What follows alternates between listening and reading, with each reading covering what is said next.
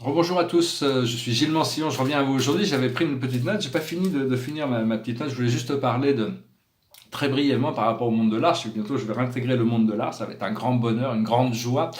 Et donc, je voulais dire que je me suis montré un peu critique dans beaucoup de mes vidéos sur toutes sortes de choses par rapport au monde de l'art que je trouve, il y a beaucoup de choses que je trouve un peu pas terribles, qui commandent des prix extraordinaires. Mais en fin de compte, même tous les gens qui collectionnent les portraits de tyrans, qui collectionnent les choses violentes, les crânes, la mort, le sang, les taxidermistes, les animaux empaillés, tout ça, si ça leur plaît, ça va, quoi. Il y a pas de, je voulais pas montrer de jugement, d'être trop sévère sur ces choses. De toute manière, ça montre un effort de créativité de toute manière. Et donc, on est créatif, Dieu nous a tout donné pour pouvoir agir, pour pouvoir créer. Personnellement, je préfère essayer des choses douces, les choses spirituelles. Et je vois que c'est assez agréable de voir que le monde de l'art s'inclut de plus en plus dans le monde de la mode. C'est un domaine qui m'intéresse aussi, hein. Donc je vais bientôt pouvoir aussi m'impliquer un peu là-dedans, et de savoir que le monde du symbolisme, de l'art spirituel et du cosmos s'inclut plus dans l'art aussi, donc c'est très agréable de pouvoir voir ça, hein. Donc je voulais juste revenir faire cette petite vidéo pour dire, bon, je veux dire, j'ai pas voulu me montrer trop critique, hein. Tout le monde a le droit d'avoir des goûts, et puis s'il y a des gens qui ont des goûts qui aiment des choses très sombres dans l'art, par exemple, je prends un exemple, j'avais un ami à New York, il, a, dans sa chambre, il avait une immense photo d'un Tampax plein de sang, c'était un artiste qui s'appelait Judy Chicago. Alors moi j'ai trouvé ça complètement, d'imaginer me lever le matin avec cette image devant les yeux, je trouvais ça complètement horrible. Mais pour lui ça lui plaisait, donc bon, il faut pas critiquer les choses, tout le monde trouve ce qu'il doit trouver dans l'art, et donc chacun doit pouvoir...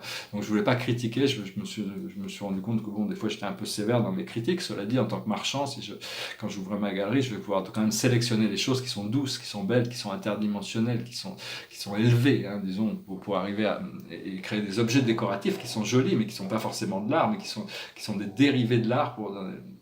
Alors ici, ça représente le super univers d'Orvonton. C'est un tableau moi, je le trouve très très beau, hein. Faut le voir.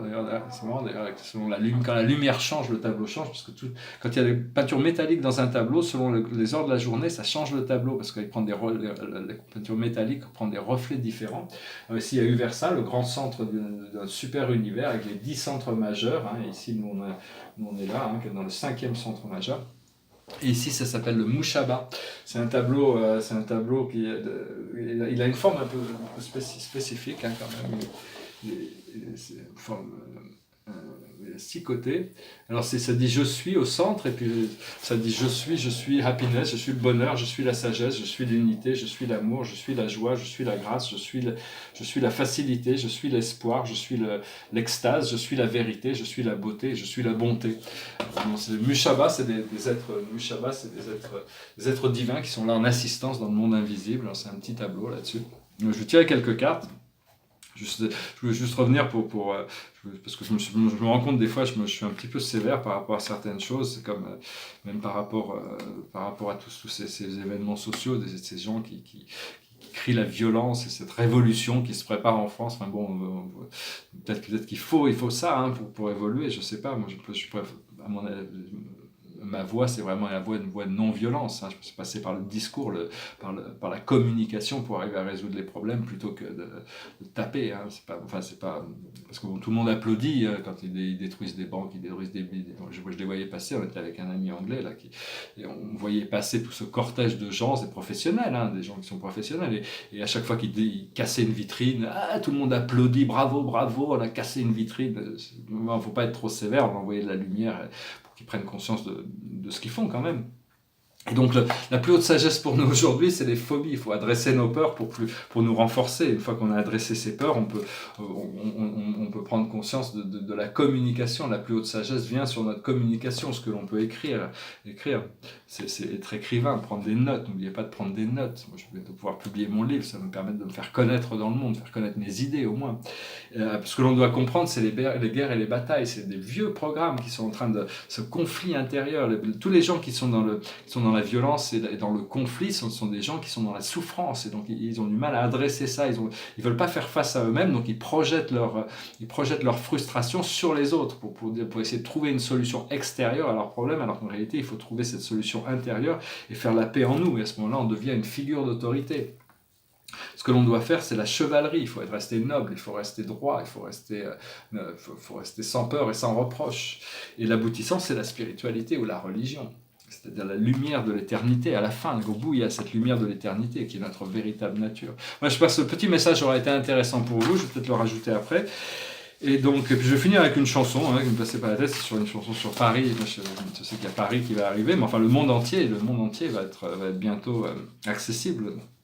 Le monde devient de plus en plus petit avec les nouvelles technologies, de toute manière. Goes like this. Je suis le dauphin de la place Dauphine et la place Blanche à mauvaise mine. Les camions sont pleins de lait, les balayeurs sont pleins de balais. Il est 5 heures, Paris s'éveille.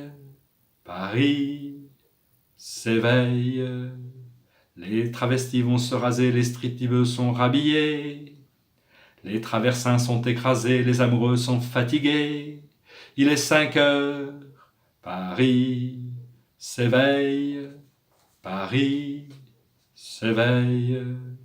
Le café dans les tasses, les cafés nettoient leurs glaces. Et sur le boulevard Montparnasse, la gare n'est plus qu'une carcasse. Il est 5 heures, Paris s'éveille. Paris s'éveille. Les banlieusards sont dans les gares, à la Villette on tranche le lard. Paris by night regagne l'écart, les boulangers font des bâtards.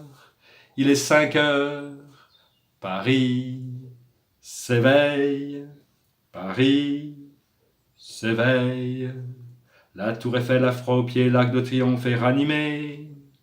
Et l'obélisque est bien dressé entre la nuit et la journée. Il est 5 heures, Paris s'éveille. Paris s'éveille. Les journaux sont imprimés, les ouvriers sont déprimés. Les gens se lèvent, ils sont brimés, c'est l'heure où je vais me coucher. Il est 5 heures, Paris se lève.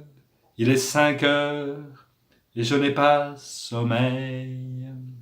Voilà, je vous remercie, je vous souhaite un très bon dimanche. Namasté.